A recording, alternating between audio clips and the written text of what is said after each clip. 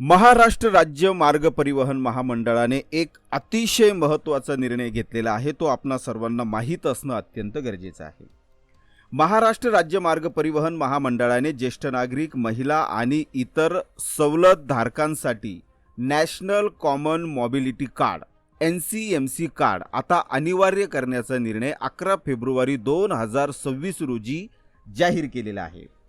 या निर्णयामुळे आता केवळ आधार कार्ड आणि जुने ओळखपत्र दाखवून प्रवासात सवलत मिळणार नाही. सवलतीचा लाभ घेण्यासाठी हे स्मार्ट कार्ड असणे आता बंधनकारक असणार आहे. विद्यार्थी, ज्येष्ठ नागरिक, महिला, दिव्यांग, स्वातंत्र्य सैनिक आणि पत्रकार या सर्वांनाही हे कार्ड आता काढावे लागणार आहे.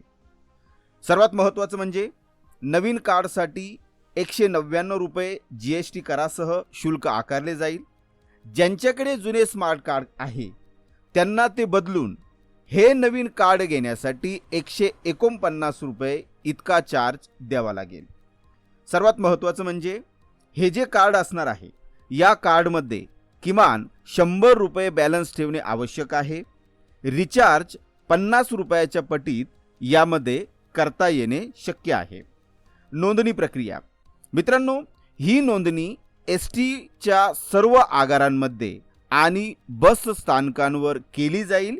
यासाठी STने 3000 हून अधिक अधिकृत एजंटची नियुक्ती केली आहे.